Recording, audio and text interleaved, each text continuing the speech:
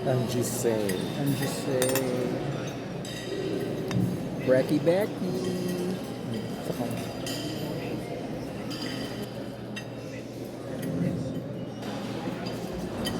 Tagal. Ilang seconds? 5.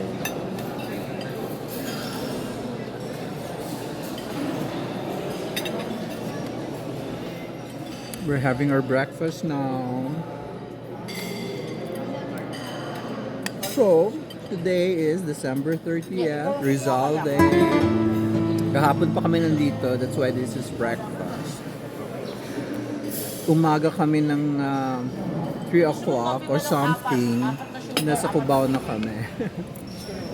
Originally, I wanted to take the Genesis bus. Failed kasi fully booked. Tapos, wini-waitlist kami. And you will only know na pwede ka na makasakay 10 minutes prior to the next bus, which was 5 o'clock. So, tumawid kami ng EDSA, hoping to get a Victory Liner. But before we got to Victory Liner, we saw Solid North. So, Solid North kami. 4 o'clock daw pwede nang sumakay sa bus. Pero 5 o'clock alis ang bus. And, nakakuha pa kami ng magandang upuan. So, sinulat na namin yung name doon. Baka maunahan pa kami. Gosh, hindi na ako pwedeng magbiyahe ng matagal na hindi nagbo-Bonami because nasa TP Lex pa lang or not even, North Expressway pa lang nahihilo na ako, bangag-bangag ako, grabe. Hindi pa, ano yan hindi pa zigzag yon pero bangag-bangag na ako. Itong hotel namin, akala ko yung isang hotel na malapit sa Burnham Park na pagbaba mo, Burnham Park, hindi pala. Iba pala yung ini-imagine ko kasi parang parehong massive building. So, Legarda, nasa taas ng bundok. So, we had to climb this, okay naman yung road na dinaanan namin. From Quezon Road. Ang taas-taas. Diba? Hingal-hingal to death. So, konting pahinga every so often. Tapos, maganda naman.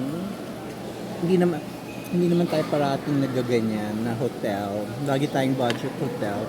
But, hindi kasi tayo makakuha ng bungi-bungi yung mga reservations for this long weekend.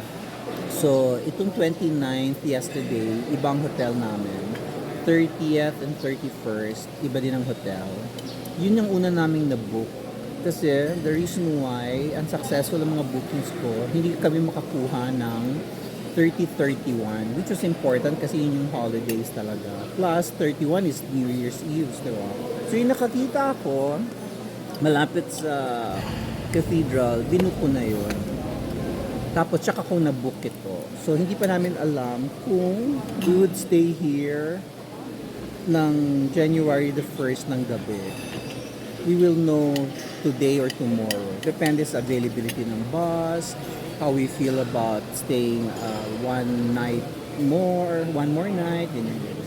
So, since hindi naman namin first time dito, hindi naman kami kokota ng pasyal.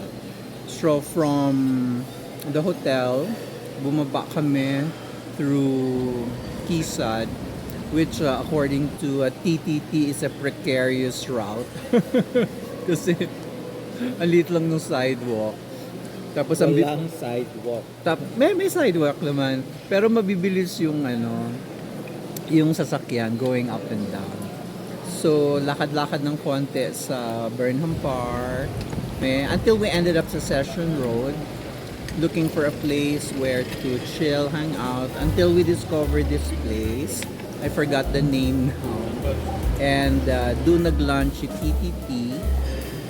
And nag-coffee kami doon. It's so nice. Makikita niyo sa B-roll.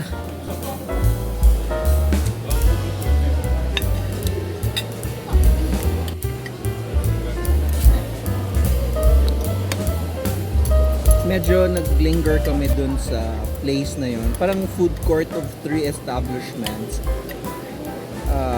gawa-gawa ng reels, pang Instagram. Food garden. Yes. Yun. Tapos after that, lakad kami around the neighborhood. A place na familiar ako dun sa streets nila, corner Session Road. Pero hindi ko talaga pinasok yung mga streets na yun. That was my first time. So, tapos while we were in that cafe Umali na yan, I see a lot of people na nakita ko sa bus station. And they appear touristy, magandang suot. But then I realized, naku, merong tourist destination sa taas ng Assumption Road, which was Ili something. So, chinek namin, nadudun nga. We didn't go inside kasi sabi ni TTT, tsaka na lang kami papasok pag we're ready to order. And wala kaming bags na nasa likod namin pag-ubod ng pagkabigat. So, pagka-check-in, lang kami, chill lang kami sa loob ng hotel room with a view. Papakita ko sa inyo kung ano yung view namin.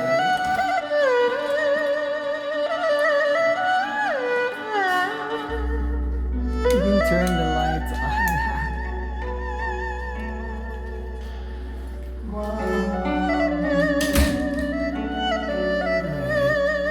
We have a small balcony, enclosed balcony.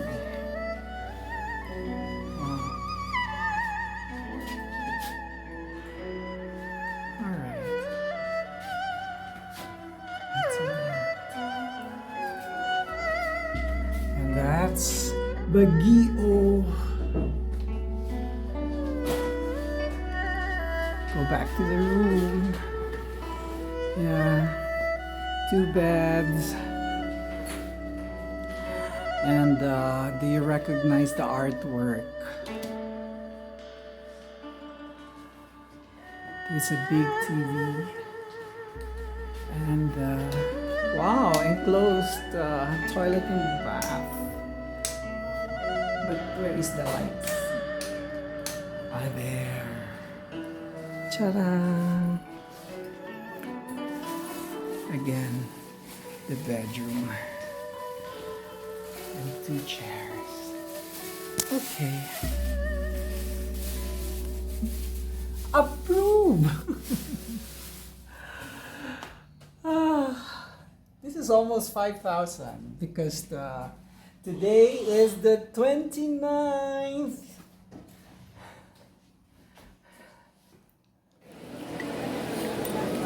Yung kinagabihan, doon lang kami sa Burnham Park. Hanap-hanap ng magagawa. Pa-picture doon sa mga lights, gano'n. Very festive mood.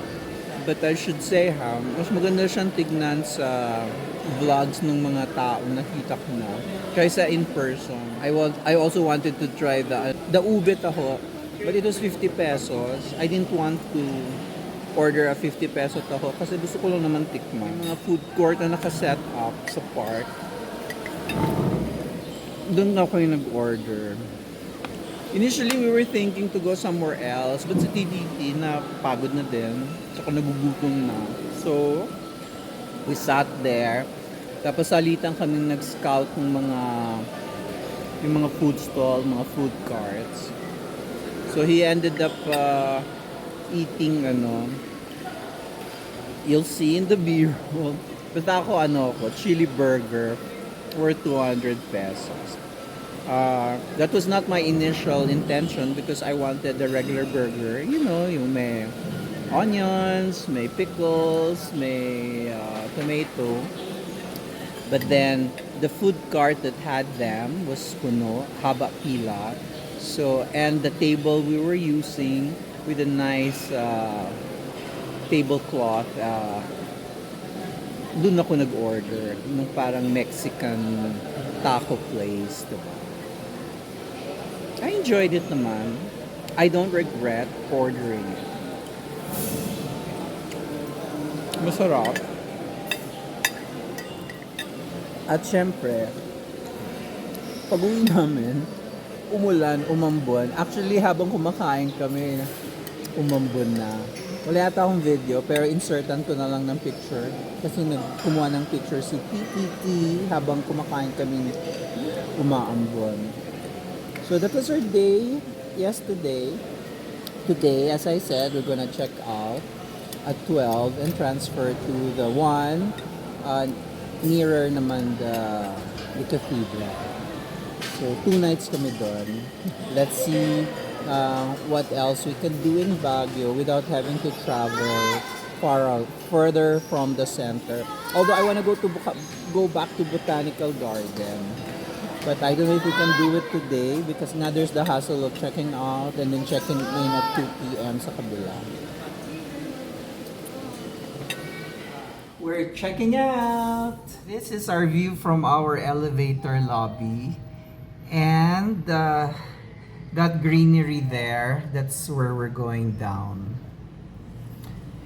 And we're going there! Can you see the big cathedral? Kasi ang next hotel namin, yung street sa likod niyan.